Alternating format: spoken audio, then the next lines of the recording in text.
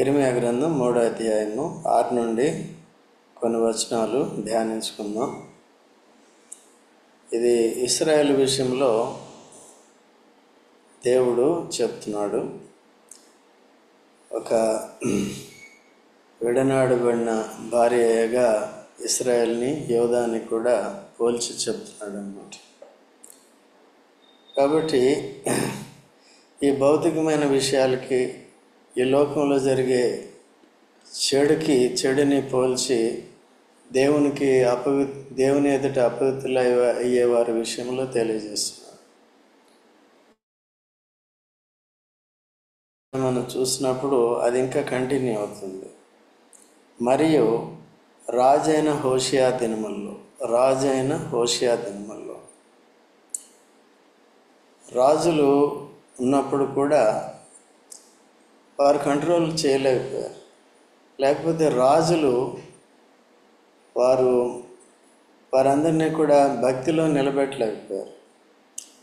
అందుకనే మొదటి నుంచి కూడా వారిని ఒంటరిగా విడిచిపెట్టక దేవుడు ఎప్పుడూ కూడా ఏంటంటే తన మందలో చేర్చుకున్న వారందరినీ కూడా కాపలా కాయాలని చెప్తాడనమాట. ఈవెన్ కొత్త నిబంధనలో కూడా చూడండి, యోహాను సువార్త 21వ అధ్యాయము 15వ వచనం మనందరికీ తెలిసిందే. దయచేసి చదవండి ఎవరైనా. యోహాను సువార్త త్వరగా చదవండి. వారు భోజనం చేసిన తరువాత యేసు సీమోను పేతురును చూచి, యోహాను కుమారుడైన సీమోను, వీరికంటే నువ్వు నన్ను ఎక్కువగా ప్రేమించుచున్నావా అని అడుగగా, అతడు, అవును ప్రభువా, నేను నిన్ను ప్రేమించుచున్నానని నీవే ఎరుగుదువని ఆయనతో చెప్పెను. యేసు, నా గొర్రె పిల్లలను మేపుమని అతనితో చెప్పెను. మరలా ఆయన, యోహాను కుమారుడవైన సీమోను, నన్ను ప్రేమించుచున్నావా అని రెండవసారి అతనిని అడుగగా, అతడు, అవును ప్రభువా, నేను నిన్ను ప్రేమించుచున్నానని నీవే ఎరుగుదువని ఆయనతో చెప్పెను. ఆయన, నా గొర్రెలను కాయుమని చెప్పెను. మూడవసారి రెండు ఉన్నాయి ఇక్కడ. పేతురుతో యేసుక్రీస్తు ప్రభు తిరిగి లేచిన తర్వాత మూడోసారి వారికి ప్రత్యక్షమై ఈ విధంగా వాళ్ళ బాధ్యతని వాళ్ళకి తెలియజేస్తున్నాడు.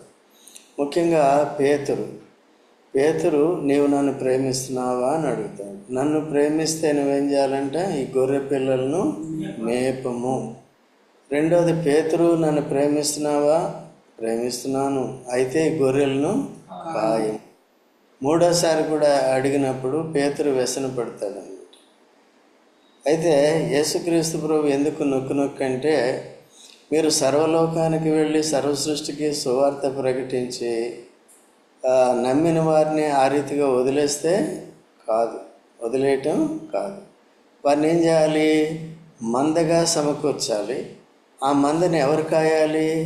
మీరే కాయాలి. ఆ మందని ఎవరు మేపాలి? మీరే మేపాలి. సో ఈ సౌకర్యాన్ని అందుకనే పాత నిబంధనలో చాలా వారు చెప్పినప్పటికీ కూడా ఇశ్రాయేలు, ఎందుకంటే ఒకటే మందిరం ఉండేది, తర్వాత ప్రవక్తలు ఉంటూ వచ్చారు, వారికి ప్రకటన చేస్తూ వచ్చారు. కాబట్టి అందులోకి వారు దేవుని యొక్క ఆజ్ఞలను ఉల్లంఘిస్తూ వచ్చారు. మొట్టమొదటిగా దేవుడిచ్చిన ఆజ్ఞను ఏంటి? నేను రోషము గల యెహోవాను, మీ దేవుడును. అయితే మీరేం చేయాలంట? ఆకాశంలో ఉన్న వాటి గుర్తులు కానీ, భూమి మీద ఉన్న గుర్తులు కానీ, భూమి లోపల ఉన్న గుర్తులు కానీ, దేన్ని కూడా, ఏ రూపాన్ని కూడా చేసి దేవుడని పూజించకూడదు. ఆకాశ వస్తువుల్ని కానీ, భూమి మీద ఉన్న వాటిని దేన్ని కూడా ఏం చేయాలి? పూజించకూడదు. సృష్టికర్తనైన నన్ను, మీ విమోచకుడినైన నన్ను మాత్రమే మీరేం చేయాలి? సేవించాలి. అది కూడా మీరు ఎలా సేవించాలనేది నేనే చెప్తాను. మీరేం చేయాలి? బలులు అర్పించాలి. పాప పరిహారార్థ బలి, అపరాధ పరిహారార్థ బలి, దహన బలి, సమాధాన బలి, హోమం, ఇవన్నీ కూడా అర్పించాలి. ఇవన్నీ కూడా మంగళవారం మనం నేర్చుకుంటూనే ఉన్నాం. మీరందరూ కొంతమంది వస్తున్నారు. దీని వ్యత్యాసం కొత్త నిబంధనలు ఇప్పుడు మనకి అర్థమవుతుంది అన్నమాట. పాత నిబంధన నేర్చుకోకుండా కొత్త నిబంధన మనకు సరిగ్గా అర్థం కాదు. ఈనాడు ఏంటంటే జస్ట్ ఏదో ఫెయిత్ అంటారు. సో రూట్స్ లేని ఫెయిత్ ఉంది, ఆ స్థిరత్వం లేనిది ఉంది. సో కాబట్టి అలా లేకుండా చాలా జాగ్రత్తగా ఉండాలి. పరీక్షా పరిశోధనలు వచ్చినప్పుడు దేవుడు మనల్ని దుళ్ళగొట్టినప్పుడు ఏమవుతామనేది చూడాలి, ఉంటామో ఊడిపోతామనేది చూడాలి. పాత నిబంధనలో కూడా భక్తులందరినీ కూడా వారిని విశ్వాస వీరులుగా చేయటానికి అనేకమైన పరీక్షా పరిశోధనలు గుండా తీసుకెళ్ళాడు. అబ్రహామును కానీ ఇంకెవరైనా కానీ, ఈవెన్ హేబేలు మొదటగానే ప్రాణాన్ని అర్పించారు.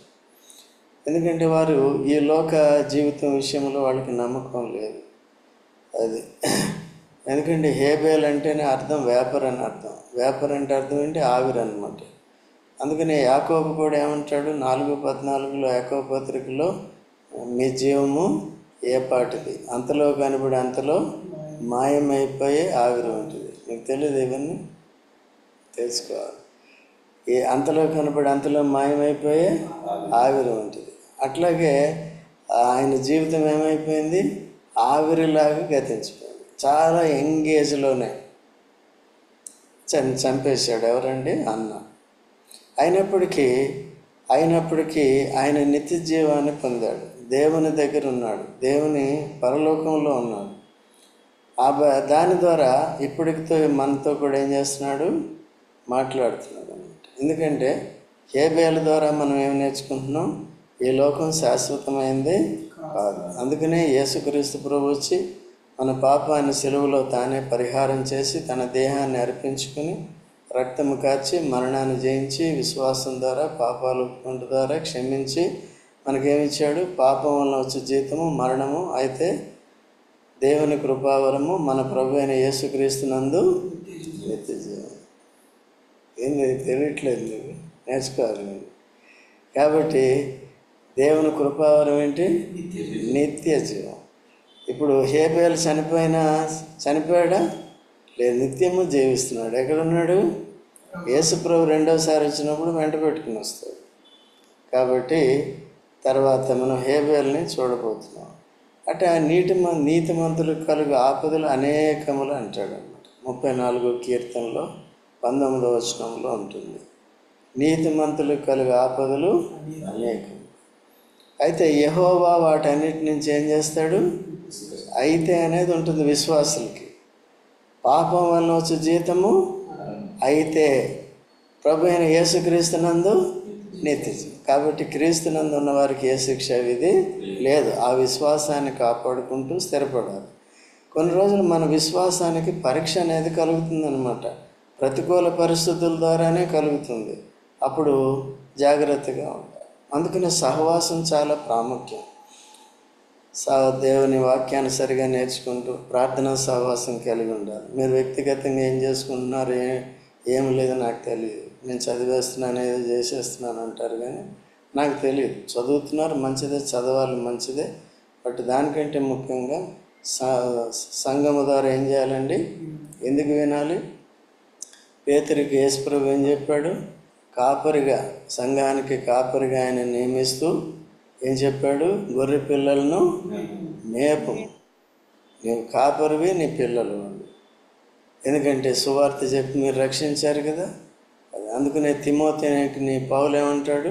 నా నిజమైన కుమారుడు అంటాడు. సువార్త ద్వారా నేను నిన్ను కన్నాను అంటాడు. సో మనం పిల్లల్ని 2 రకాలుగా కనవచ్చు. పెళ్లి చేసుకుని శరీర సంబంధమైన పిల్లల్ని కంటాం, తర్వాత ఆత్మ సంబంధమైన పిల్లల్ని కూడా కన్నాం. కొంతమంది మాకు పిల్లలు ఉన్నారని చాలా సంతోషంగా ఉంటారు. మరి ఆత్మీయ పిల్లలు లేదు, నీకు, నువ్వు కనలేదు ఎవరు. కన్న తర్వాత ఏం చేయాలండి? మనం వాటిని పోషించాలి, మేపాలి. తర్వాత ఇంకోటి ఏం చేయాలి? కాయాలి. కాయటం అంటే అర్థం ఏంటి? మీ యాక్టివిటీస్ ఎలాగుంటున్నాయి, ఏ విధంగా ఉంటున్నాయి, ఎలాగున్నారు, ఏం చేస్తున్నారు అనేది కూడా అది. ఎందుకంటే తప్పిపోయే అవకాశాలు ఉంటాయి. ఈనాడు ఈ సంఘాలు, స్థానిక సంఘాలు చాలా ఉన్నాయి. ఈ కుక్కటిపల్లి హౌసింగ్ బోర్డులోనే, లేకపోతే ఈ చుట్టుపక్కల ప్రాంతాలను చూస్తే దగ్గర 200 ఉంటాయి. హౌసింగ్ బోర్డులోనే 60 దాకా ఉన్నాయి. ఇక్కడ ప్రతి ఏరియాలో కూడా అట్లా ఉన్నాయి. అయితే ఏ ఉద్దేశంతో సహవాసం అక్కడ ఉంటుంది, కాపురత్వం ఉంటుందా, మేపేది, 2 పనులు చెప్పాడు. ఎవరికి? యేసు. పేతురికండి. ఇప్పుడు ఏం వింటలేదా? ఎవరికి చెప్పాడు? ఏం చెప్పాడు? కడుపులో పాలు. వేపమన్నాడు, కాయ 2 చెందినాడు. అందుకనే చూడండి, అక్కడ సంఘంలో గొడవ వచ్చినప్పుడు చూడండి, అపోస్తల కార్యములు 6వ అధ్యాయం 2-3 వచనాలు చదవండి. అపోస్తల కార్యములు 6. అప్పుడు 12 అపోస్తలులు తమ యుద్ధకు శిష్యుల సమూహం పిలిచి, మేము దేవుని వాక్యం బోధించడం అని ఆహారం పంచిపెట్టుట యుక్తం కాదు. కాబట్టి సహోదరులారా, ఆత్మతోనూ జ్ఞానంతోనూ నిండుకొని మంచి పేరు పొందిన 7 మనుషులను మీలో ఏర్పరచుకుంది. మేము వారిని ఈ పనికి నియమితము. చదువు. అయితే మేము ప్రార్థన యందును వాక్య పరిచర్య యందును ఎడతెగక ఏమంటున్నారండి? ప్రార్థన యందును కాపుదల అంటే ఇప్పుడు సేవకులు ఏం చేయాలండి? కంపల్సరీ అందరి కొరకు ప్రార్థన చేయాలి. మన సహవాసాన్ని బట్టి ఏం చేస్తాను, నేను కూడా ఉదయకాలం అందరి కొరకు ప్రార్థన చేస్తాను. ఎర్లీ మార్నింగ్ మీ అందరి కొరకు ప్రార్థన చేస్తాను. ఎందుకు? తప్పుకోకుండా, తొట్టిల్లకుండా జాగ్రత్తగా ఉండాలని, తలంపుల్లో తప్పిపోకూడదని, ఇటు అటు చెదిరిపోకూడదని, మోసపోకూడదని, అదే ప్రవర్తన అంతటినీ కూడా దేవుని అధికారంలో పెట్టుకోవాలని, వారు సహవాసానికి వచ్చి వాక్యానుసరిగా నేర్చుకోవాలని, మెచ్యూరిటీ పొందాలని, తర్వాత అందరూ కూడా ఇచ్చిన తలాంతుల వరాలను బట్టి ఏదో రకంగా దేవుని సేవ చేయాలని, నానా రీతిలుగా. కేవలం బాబా వాళ్ళకి జ్వరం వచ్చింది తగ్గించు అంతేకాదు, ఏం చేయాలండి? ఆత్మీయ జీవితం కూడా సరిచేయబడటానికి రోజు కూడా ప్రార్థన చేయటం జరుగుతుంది. సో అలాగే మందిరంలోకి వచ్చిన తర్వాత కూడా మీ అందరి లిస్టులు అందరి పేర్లు ఉంటాయి. చాలామంది ఇప్పుడు ఉదయం కూడా ఆదిలాబాద్ నుంచి ఫోన్ చేసి లిస్ట్ కాపీ తీసుకున్నారు. వాళ్ళు ఎవరెవరు వెళ్ళి చెప్తారన్నమాట. అందరికీ ఇక్కడ వస్తుంది. సామాన్యంగా చాలా చర్చెస్లో లిస్ట్ ఉంటాయి, కానీ ఎక్కడున్నా వరదలు వచ్చినాయి అదొక లిస్టు, లేకపోతే ఇంకా యుద్ధం జరుగుతుంది అదొకటి. యుద్ధం దేవుడు అనుమతించాడు, నీకు నాకు ఎందుకు సమస్య కదా? ఆపేస్తే ఎవరు ఆపేయాలి?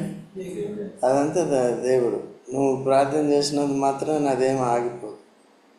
ఇవన్నీ ప్రకృతి వైపరీత్యాలు వస్తున్నాయి, దేవుడు అనుమతించాడు. ఆయన కోపం వచ్చినప్పుడు ఎవరు ఆపుతారు? సో ఇశ్రాయేల్ కూడా వచ్చి చెరసాలలోకి పంపించాడు అందరినీ. అయితే కొన్నిసార్లు పరిచర్య చేసేటప్పుడు అలా జరిగినప్పుడు మనం ఏం చేస్తామంటే వారి కొరకు ప్రార్థన చేస్తాం. పౌలు శీల కొరకు ఎవరు ప్రార్థన చేయలేదు, వాళ్ళే ప్రార్థన చేసుకున్నారు. పాటలు పాడుతూ 2 ఉన్నారు, అందుకని ఇద్దరిని పంపుతారు. 2 దేనికి గుర్తండి? సంఘానికి. ఇద్దరు ఎక్కడ 2 లేక 3 కూడి ఉంటే అక్కడ ఎవరు ఉన్నారు? ఆ జైల్లోనే సంఘం అయిపోయిందన్నమాట. తర్వాత అగ్నిగుండం, అది ఎక్కడ? శద్రకు మేషకు అబేద్నెగో అని ఎక్కడ వేశారు వాళ్ళు? అగ్నిగుండమేనా దాని పేరు? అగ్నిగుండంలో వేశారు. వేస్తే ఎవరున్నారండి మధ్యలో? ఎక్కడ 2, 3 ఉంటే ఎవరుంటారు అక్కడ? తర్వాత బేతనీలో యోహాను సువార్త 12వ అధ్యాయంలో మొదట్లో లాజరు, మరియా, మార్తా వీళ్ళు పరిచర్య చేసినారు.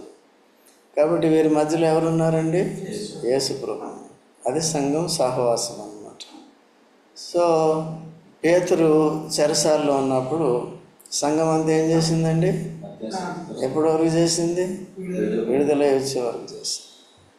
అర్థం ఇది సంఘం పరిచర్య కొరకు. అలా అయితే ఈ ప్రకృతి వైపరీత్యాలు మనకి అవుట్ సైడ్ ఇవ్వండి. అయితే ఏంటంటే తిమోతికి రాస్తే ఏం చేస్తున్నాడంటే చూడండి, 1 తిమోతి 2వ అధ్యాయం 1వ వచనం చదవండి. 1 తిమోతి 2 తిమోతి 1 తిమోతి 2వ అధ్యాయం 1వ వచనం చదవండి. అయితే వాక్యాన్ని సరిగా అర్థం చేసుకోకుండా కన్ఫ్యూజ్ అవుతారు. చెప్పేవాళ్ళు అట్లా చెప్తారు, ప్రత్యక్షత లేకుండా వినేవాళ్ళు అట్లే విని అట్లాగే వెళ్ళిపోతూ ఉంటారు. జాగ్రత్తగా నేర్చుకోవాలి, వాక్యం ఉన్నది ఉన్నట్టుగా నేర్చుకోవాలి. చూడండి, మనము అంటే రక్షణ పొందిన వారంతా ఏం కలిగి ఉండాలంటే, మరి నీకు నాకు సంపూర్ణమైన భక్తి ఉందా చూసుకోవాలి. భక్తి లేదని నేను చెప్పట్లేదు, ఉంది. దాన్ని నిలకడగా ఉండాలి, ఇంకా స్థిరపడాలి, ఇంకా ఎదగాలి. సంపూర్ణమైన భక్తి, మాన్యతయు కలిగి మాన్యత అంటే అర్థం ఏంటి? నిజాయితీ. ఏంటండి? ఇంగ్లీష్లో చెప్తే మీకు అర్థమవుతుంది. ఆనెస్ట్. కాబట్టి తర్వాత యథార్థత అనేది కావాలి. తర్వాత నెమ్మదిగాను ఈ రెండు భక్తి మాన్యత కలిగి ఉండాలి. తర్వాత రెండోది ఏంటి? నెమ్మదిగాను సుఖంగా ఏం చేయాలండి?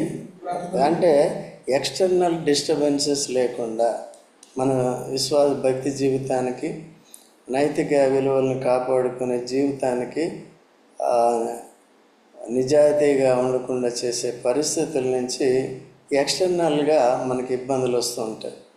సో వాటన్నిటిని బట్టి ఏం చేయాలంట? సుఖముగాను బ్రతుకు నిమిత్తము, అన్నిటికంటే ముఖ్యంగా మనుషులందరి కొరకు, రాజుల కొరకు, విజ్ఞాపనలను, ప్రార్థనలు, చూసారు? ఎందుకు చేయాలంటే రాజుల కొరకు, ప్రజల కొరకు, అధికారులందరి కొరకు. వారు మన భక్తి జీవితానికి, నిజాయితీకి ఆటంకకరంగా ఉండకూడదు. ఇప్పుడు ఫర్ ఎగ్జాంపుల్ మీరు ఏదో గవర్నమెంట్ దగ్గర పర్మిషన్కి వెళ్ళారనుకోండి, వాళ్ళు లంచం అడుగుతారు కదా. ఏమైంది? నిజాయితీ పోయింది. మరి ఏం చేయాలి ఇప్పుడు? అందుకే ఇలాంటి విషయాల్లో ప్రార్థన చేయాలి. కొంతమంది ఇబ్బంది పెడుతూ ఉంటారు. ఓకేనా?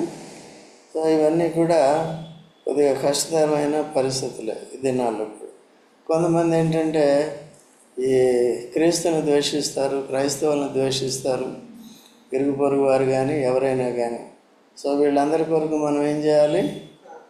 అది దానికో ఏ కనెక్షన్తో ఇవి రాయబడిందో అవన్నీ కూడా తెలుసుకోవాలి. ఇంకోటి ఏంటంటే అందరికీ దేవుడు ఒక్కడే, అందరికీ రక్షకుడు, మధ్యవర్తి యేసుప్రభు ఒక్కడే కనుక అందరి రక్షణ కొరకు మనం ఏం చేయాలి?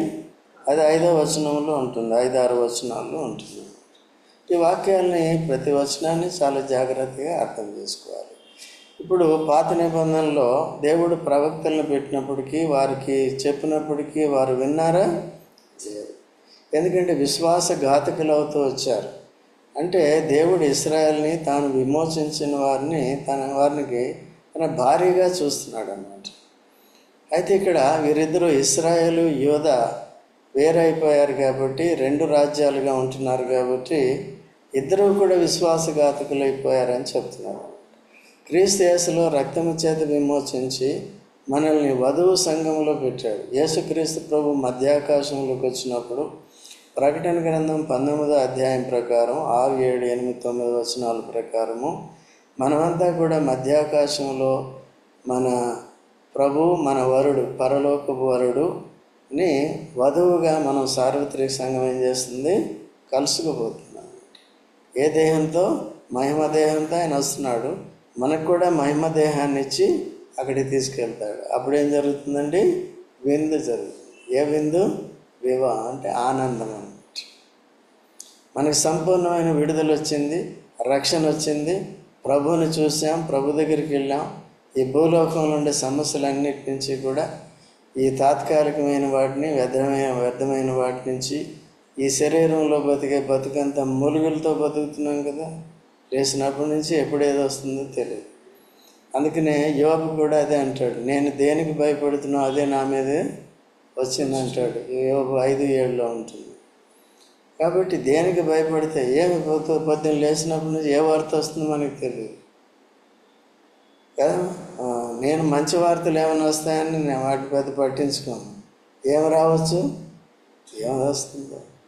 ఎందుకంటే ఇప్పుడు కాపురత్వంలో ఉన్నప్పుడు నేను కాపురత్వంలో అంటే అందరి విషయాలు పట్టించుకోవాలి. మీరు ఏదన్నా వచ్చి ఫోన్ చేస్తాము, సమస్య చెప్పారు, నాకు వస్తే ఫోన్లు వస్తూ ఉంటాయి. కాబట్టి అన్నిటిని ఏం చేయాలి? ఇప్పుడు కొన్ని ఇతర సంఘాల నుంచి కూడా చేస్తూ ఉంటారు తెలిసిన వాళ్ళు. ఎందుకంటే అక్కడ వారికి జవాబు దొరకట్లేదు, వారికి సలహాలు దొరకట్లేదు, కాపురత్వం దొరకట్లేదు. వాళ్ళు ఉన్నారు కాపురు, ఆలోచనలు సరిగ్గా చెప్పట్లేదు. కాబట్టి ఏం చేస్తారంటే ఫోన్ చేస్తూ ఉంటారు. అట్లా చేస్తారు, తర్వాత మళ్ళీ థ్యాంక్స్ అని చెప్తారనమాట. మీరు చెప్పారు, చేసాము, జరిగింది. ఈరోజు కూడా అట్లే చేశారు. అర్థమవుతుందా? మీరు కూడా అందుకనే ప్రతి విషయం ఏం చేయాలి? మీరు కాపర్ అంటే అదే అనమాట. అందుకని యేసు ప్రభు కూడా ఏం చెప్పాడు? మత్తయి సువార్త 9:27లో వీరు కాపరి లేని గొర్రెల వలె విసిగి వేసారిపోయారని. అందుకనే కాపర్ల కొరకు ప్రార్థించు. కాపర్లు ఉన్నారు కానీ కాపరత్వం చేయట్లేదు. పేతురు ఏమంటున్నాడండి? మీరు ఈ సమస్యలన్నీ మీరు చూసుకోండి, భోజనాలు పెట్టేవి ఇవన్నీ మీరు చూసుకోండి, అయితే మా పని ఏంటి? వాక్య పరిచర్య చేయటం, ప్రార్థన. యేసు ప్రభు ఏం చెప్పాడు ఆయనకి? నా గొర్రె పిల్లల్ని మేపు. మళ్ళీ ఏం చెప్పాడు? అది ఇంగ్లీష్లో అట్లేదు. ఇంగ్లీష్లో 2 ఫీడ్ అని, బట్ అది కూడా అదే అర్థం అవుతుంది. ఆ ఫీడ్ అంటే ఇప్పుడు చూడండి, మీకు బిడ్డ పుట్టిన తర్వాత ఓన్లీ ఫీడింగ్ ఇస్తారా? భద్రత చూడరా? మరి ఉయ్యాల్లో ఎందుకు పెడుతున్నారు? భద్రత కొరకు కదా. పిల్ల ఊరికి పోషిస్తే పాలు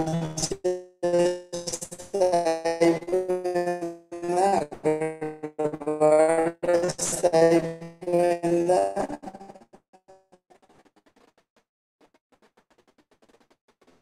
మీరు కూడా అది ఈనాడు కాపురత్వాన్ని వీళ్ళు నేర్చుకున్న బోధలు సరిగా లేవు కూడా, చాలా జాగ్రత్త. కాపరి అనేది రక్షణ లేదు. యేసు ప్రభు ప్రధాన కాపరిగా ప్రాముఖ్యమైన వాడు. యేసు ప్రభు ఒక వ్యక్తి లూకాసు వార్త 10వ అధ్యాయంలో 31వ వచనం నుంచి తెలిసింది కాబట్టి రెఫరెన్స్లు కావాలని నోట్ చేసుకోండి, చూసుకోండి తర్వాత ఇంట్రెస్ట్ ఉన్నవాడు. ఒక వ్యక్తి యెరూషలేము నుండి ఎక్కడికి వెళ్తున్నాడు? ఎరుకు. యెరూషలేము అంటే సమాధాన పట్టణం, ఎరుకు అంటే శాపగ్రస్తమైంది. ఎవరైనా సమాధాన పట్టణం నుండి శాపగ్రస్తమైన దాంట్లోకి వెళ్తారా? వెళ్ళారు. ఆదాము అవ్వలు ఎక్కడికి వెళ్ళారు? ఎరుకు, శాపగ్రస్తమైన చెట్టు దగ్గరికి వెళ్ళారు. తప్పిపోయిన కుమారుడు ఎక్కడికి వెళ్ళాడు? హాయిగా ఉన్నాడు తండ్రి దగ్గర. ఎక్కడికి వెళ్ళి ఇరుక్కున్నాడు? లేదా సమస్యల్లో. యేసుక్రీస్తు ప్రభు వచ్చి మన సమస్యల్లో, మన పొదలో, మన ముళ్ళ పొదలో ఆయన ఇరుక్కుని మనల్ని బయటికి తీశాడు. మన ముళ్ళ పొదలు దేనికి గుర్తు అంటే పాపానికి గుర్తు. మన ముళ్ళు అన్నీ తన నెత్తి మీదకి ఎక్కినాయి అన్నమాట. ముళ్ళు దేనికి గుర్తండి? పాపానికి గుర్తు. ఆ పాపం అంతా ఎవరి మీదకి పోయింది? యేసు ప్రభు నెత్తి మీదకి పోయింది. రక్తము కార్చి మనల్ని అందరినీ ఆ ముళ్ళ పొద నుంచి, మనల్ని పాప పొద నుంచి మనల్ని విడిపించాడు. ఆ శ్రమల పొదల నుంచి విడిపించాడు అన్నమాట. సో అలాగా ఈ కాపుర, అందుకనే ఆయన ఏం చేశాడంటే ఆ వ్యక్తిని ఫస్ట్ ఎయిడ్ చేశాడు. కొరప్రాణంతో ఉన్నాడు. మనం ఇంచుమించు ఈ లోకంలో ఉన్న వారంతా కొరప్రాణమే. ఎంత ఆరోగ్యం ఉన్నప్పటికీ, ఎంత యవనస్తులైనప్పటికీ అందరూ ఏ ప్రాణంలో ఉన్నారండి? ఎందుకు? మరుక్షణం ఏమవుతుందో మనకు తెలియదు. సో మరణానికి దయాదాక్షిణ్యాలు లేవు. Any time it may strike, ఎవరైనా సరే. కాబట్టి అదే కొరప్రాణం అంటే అది. ఎందుకంటే మరణం పలానా టైంలో వస్తుందని ఎవరికి తెలియదు, ఎప్పుడైనా రావచ్చు. బట్ ఇది ఒకవేళ ఆలస్యమైనప్పటికీ శాశ్వతం కాదు, ఎప్పుడొకప్పుడు తప్పకుండా వస్తుంది. అటువంటి వారికి యేసు ప్రభు నిత్య జీవం ఇచ్చాడు. అటువంటి వారికి తానే గాయాలు పొంది ఆయన పొందిన దెబ్బల చేత మన పాప పుళ్ళన్నింటినీ కూడా కట్టాడు. ఆ వ్యక్తిని కూడా ఆ విధంగా కట్టి, వస్త్రాన్ని కప్పి, వాహనం మీద ఎక్కించుకొని ఎక్కడికి తీసుకొచ్చాడండి? ఎందుకు వాహనం మీద ఎక్కించుకొచ్చాడు? శ్రద్ధ, కాపుదల. ఎందుకంటే గాయాలతో ఉన్నాడు. జస్ట్ ఇంకా 25% నయమైంది అంతే, లేకపోతే 5% నయమైంది అంతే. జస్ట్ ఊపిరి పీల్చుకుంటున్నాడు, ఇక్కడ పర్లేదు, మాట్లాడుతున్నాడు. ఆ వ్యక్తిని నడు అంటే నడుస్తాడా? ఏం చేయాలి? ఇప్పుడు జ్వరం వచ్చింది, ఇన్ఫార్మ్ చేస్తాం. వాళ్ళ కొరకు మనం ఏం చేయాలి? జ్వరం వస్తే వచ్చింది రా అంటే, ఇలాంటి వాళ్ళు కూడా ఉంటారు కాపర్లు. అట్లే వాళ్ళ కొరకు ఏం చేయాలని మనం ప్రార్థించాలి. అర్థమవుతుందా? సో కనుక ఆ వ్యక్తిని తీసుకొచ్చి ఎవరికి అప్పచెప్పాడు? పోటుకోళ్ళు అంటే పోషించాలి, కాయాలి. నువ్వు ఏం జాగ్రత్తగా చూసుకో, మంచిగా పరామర్శించు, మంచిగా చూసుకో, మళ్ళీ తప్పకుండా చూసుకో, మళ్ళీ ఆ దొంగల చేతులు చిక్కుకోకుండా చూసుకో. మళ్ళీ ఈ వ్యక్తి అలవాటు పడినోడు మళ్ళీ ఎక్కడికి వెళ్ళిపోతాడు? మనిషి ఎప్పుడు కూడా అంతే. మనం కూడా ఆ తప్పైన కుమారుడు వంటి వాళ్ళు లోకంలోకి వెళ్ళిపోయి పడి చెడిపోయిన మనల్ని కూడా ఏం చేశాడు? వెనక్కి తీసుకొచ్చి ఇప్పుడు అందరూ కూడా ఏంటంటే తమ ఇష్టాన్ని నెరవేర్చుకోవడానికి స్వేచ్ఛ కోరుకుంటారు. స్వేచ్ఛానుసారుడు లెస్ అయిన జ్ఞానమునకు విరోధి. స్వేచ్ఛానుసారుడు లెస్ అయిన జ్ఞానమునకు చెప్పాయా? ఇక్కడ లేవా? ఏం చెప్పాను? అది చెప్పాలి. ఇక రిపీట్ చేస్తే నువ్వు మైండ్లో పెడుతున్నావు లేదా? ఏం చెప్పాను? ఈ లోకానికి కాదు, లెస్ అయిన జ్ఞానానికి విరోధి. అందుకని సరిపోయింది. ఈ లోకానికి కాదు, దేనికండి? చూడండి, అంతకుముందు చూసాము మన 32 నిర్గమాకాండం 32:25 వచనం చదవండి.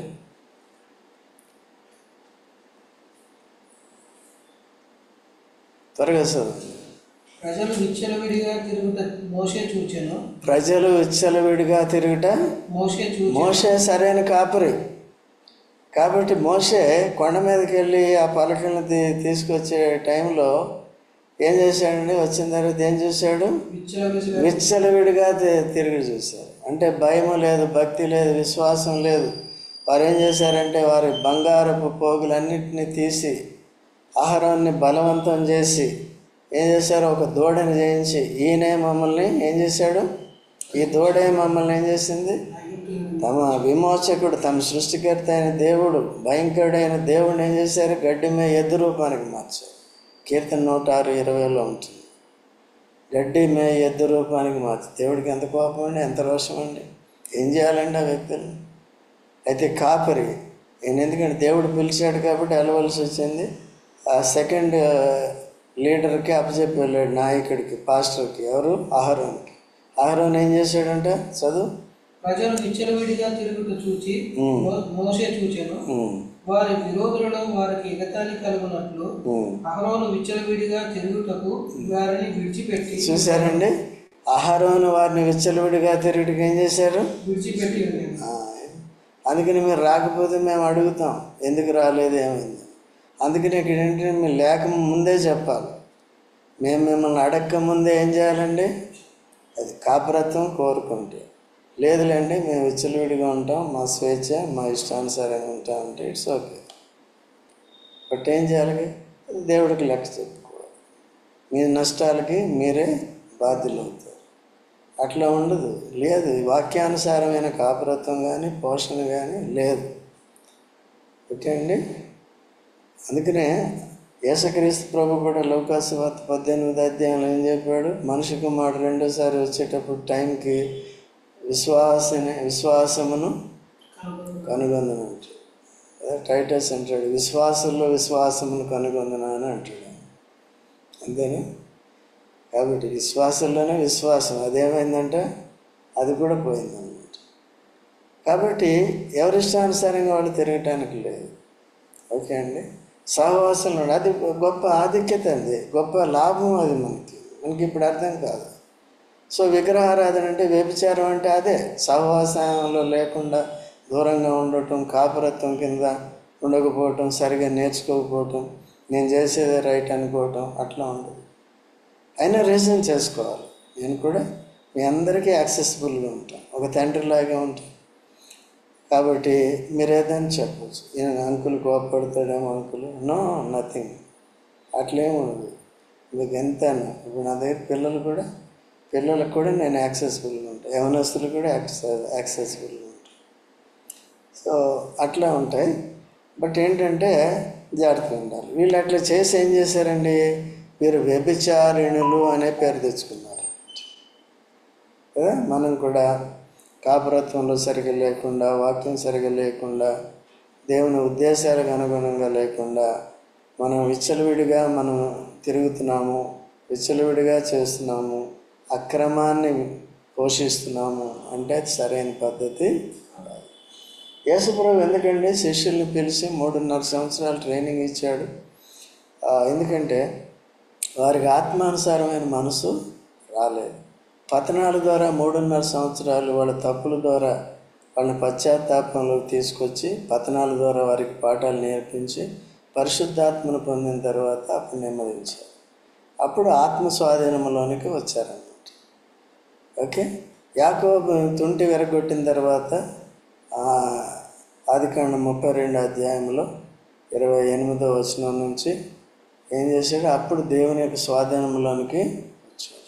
మీరు నేను కూడా దేవుని స్వాధీనములో ఉంటున్నామా లేదని చూడాలి. దేవుని వాక్య స్వాధీనంలో ఉంటున్నామా లేదో చూసుకోవాలి. ఇప్పుడు విన్న వాక్య పరిధిలో ఉన్నామో లేదో చూసుకోవాలి, వాక్యాన్ని విన్నప్పుడల్లా. అందుకనే మీరు కొన్నిసార్లు డ్యూటీని బట్టి వేరే కారణాలను బట్టి రాలేనప్పుడు మేము రికార్డెడ్ మెసేజ్ పంపుతున్నాం. దాన్ని విని దాన్ని అర్థం చేసుకోవాలి కదా. అది సరైన బోధో, దైవ చిత్తానుసారమైన బోధో కాదో తెలుసుకోవాలి కదా. చూడండి, యోహాను సువార్త 7:17. యోహాను సువార్త 7:17.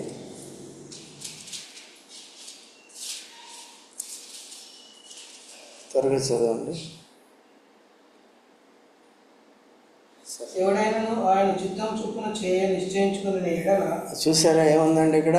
ఎవడైనను ఆయన చిత్తము చొప్పున చేయ నిశ్చయించుకొని ఎడల ఆ బోధ దేవుని వలన కలిగినదో, ఆ బోధ దేవుని వలన కలిగినదో లేక నా యంతట నేనే బోధించుచున్నాను అది వాడు తెలుసుకుని అర్థమవుతుందండి.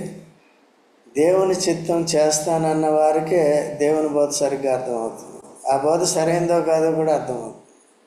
ఎవరైతే వద్దండి చెప్పేది ఊరికే వింటాం కానీ దాన్ని చెయ్యం, మేము విచ్చలవిడిగానే తిరుగుతాం, మా ఇష్టానుసారంగానే వెళ్తాం, మేము దేవుని సబ్జెక్షన్లో ఉన్నాం, సేవకుడు సబ్జెక్షన్లో. సేవకుడు కూడా మనిషే కదా, మా వంటి వాడు.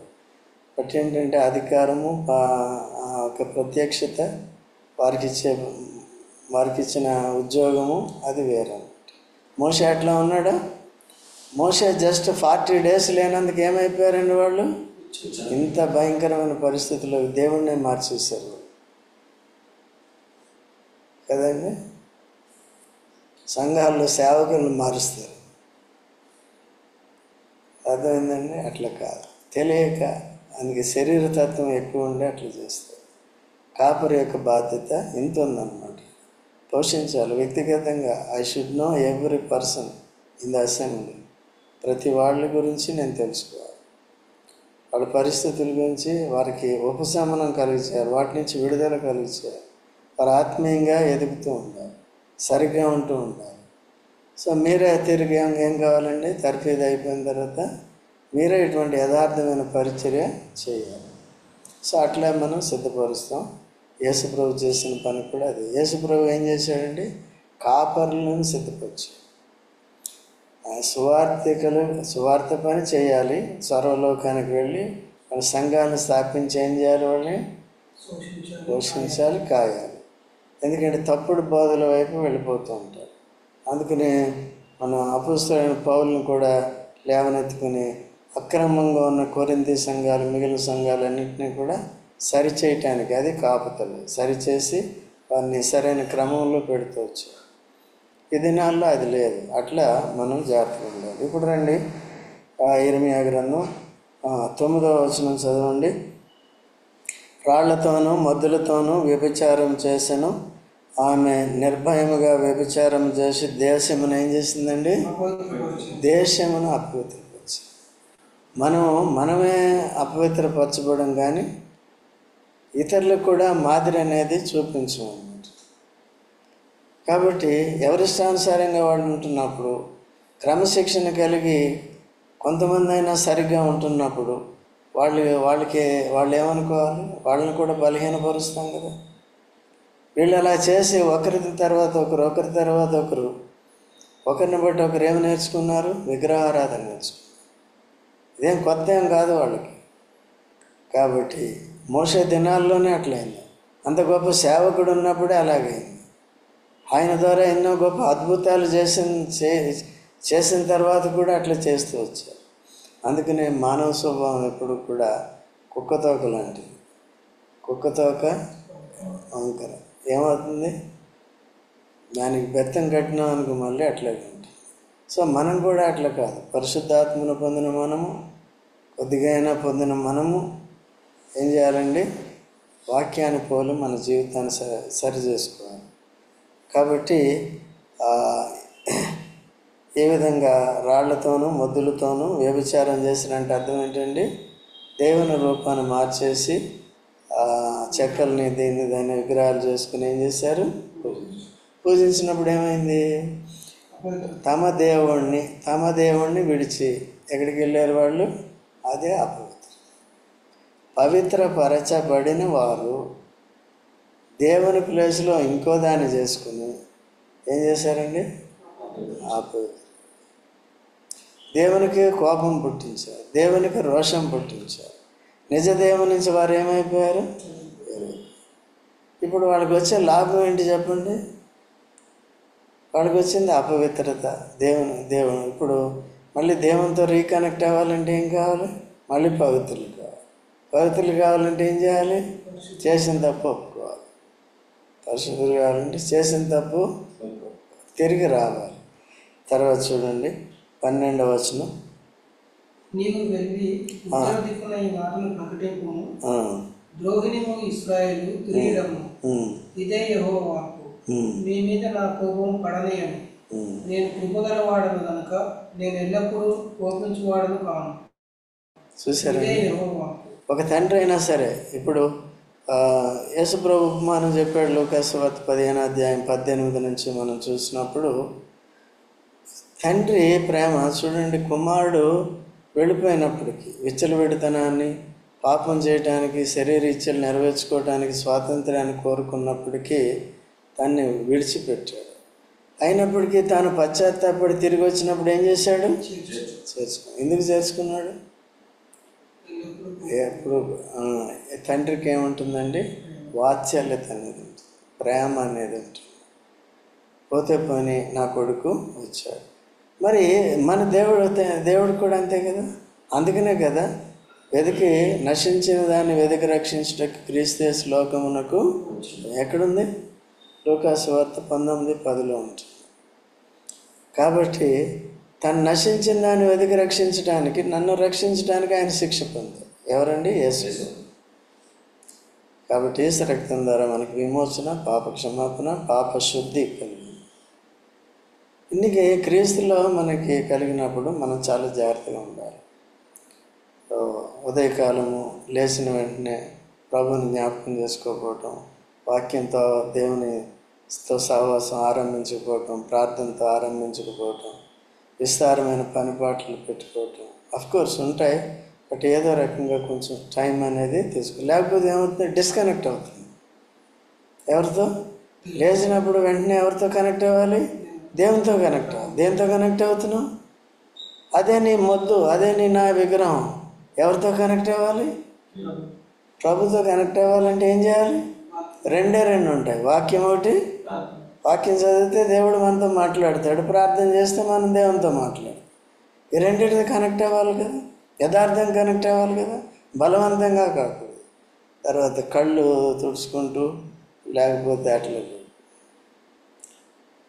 అందుకనే మీకు ఏంటంటే ఈ గ్రూప్ కూడా మీటింగ్స్ పెట్టాను. ఇప్పుడు ఇంట్లో వాళ్ళు చేసేటప్పటికి కొద్దిగా నిర్లక్ష్యం అనేది ఉంటుంది. అయితే నలుగురితో కలిసి చేసినప్పుడు, ఇతరులతో కలిసి చేసినప్పుడు సీరియస్గా అనేది ఉంటుంది. ఒకరిని బట్టి ఒకరు కూడా నేర్చుకోవచ్చు. అదే సంఘంలో దేని కొరకు చేయాలనేది ప్రతిరోజు కూడా మీకు ఇంటిమేట్ చేస్తూ ఉంటాం. సో ఇవన్నీ కూడా చేయాలి. మన లిస్టులో కూడా దైవ చిత్తానుసారంగా దేని కొరకు చేయాలో అవే ఉంటాయి, కానీ పనికిరానివి ఏవి కూడా దాంట్లో ఉండదు. అది కూడా ఒకవేళ ఏదైనా ఉందంటే నాకు చెప్పండి, అది తీసేద్దాం. ఓకే అండి. ఎవరు అందరి పేర్లు వద్దంటే తీసేద్దాం చెప్పండి. అందరూ ఏం చేస్తున్నారని వేరే సంఘాల వాళ్ళు తీసుకెళ్తున్నారు. వచ్చిన సేవకులు ఒక్కొక్కటి తీసుకెళ్తారు, అక్కడ కూడా చూపిస్తున్నారు. ఎందుకంటే దేవుని మీద ఆధారపడి దేవుడిచ్చిన ప్రేరేపణ బట్టి అట్లా ఏది చేసినా అట్లా చేస్తూ ఉంటాం. సో కాబట్టి ఇప్పుడు ఇంత చేసినప్పటికీ మొద్దులు చేసుకుని ఆయనకి రోషం పుట్టించినప్పటికీ దేవుడు ఏమంటున్నాడండి? ఇప్పుడు తిరిగి రండి. ఎందుకు తిరిగి రండి? నేను కొడతాను, తిడతానని భయపడకండి. నేను ఎటువంటి వాడిని? నేను కృపగలవాడును. నేను ఎల్లప్పుడూ కూడా ఏం చేయాలండి? ఎల్లప్పుడూ కోపించేవాడిని కాదంటే కోపం వస్తుంది మీరు తప్పు చేసినప్పుడు. మరి దానివల్ల మీకు ప్రయోజనం లేనప్పుడు ఒక పక్కన నా కోపం, ఒకటేమో వ్యర్థమైనది మీరు అనుసరిస్తున్నారు, దానివల్ల వచ్చే ప్రయోజనం లేదు. అజ్ఞానము, మూర్ఖత. ఎందుకు? వ్యభిచారిణని పేరు తెచ్చుకోవటం, పాపులని పేరు తెచ్చుకోవటం, విగ్రహారాధికులని అవమానాన్ని, ఆ చెడ్డ పేరుని తెచ్చుకోవటం. ఎందుకు ఇదంతా? తిరిగి నేను జీవంగల దేవుణ్ణి, కృపగలవాడిని, తండ్రిని, మిమ్మల్ని కన్నవాడిని, మిమ్మల్ని విమోచించిన వాడిని అంటే. కాబట్టి మనం కూడా ఎప్పుడు కూడా ఎవరితో కనెక్ట్ అయి ఉండాలి? ప్రభుతో కనెక్ట్ అయి ఉండడానికి ఎన్ని ఉంటాయి? ఒకటి వాక్యము, రెండోది తర్వాత మూడోది సంఘము. సంఘ పరిచర్యలో పాలు పొందవలసింది. ఎన్ని మీటింగులు ఉన్నప్పుడు ఏం చేయాలి? కాపరత్వం కిందకి రావాల్సింది. అటువంటి లోపాలు, పాపాలు ఉంటే ఏం చేయాలి? ఒప్పుకొని విడిచిపెట్టి పవిత్రులం కావాలి. ప్రార్థన చేసుకుందాం.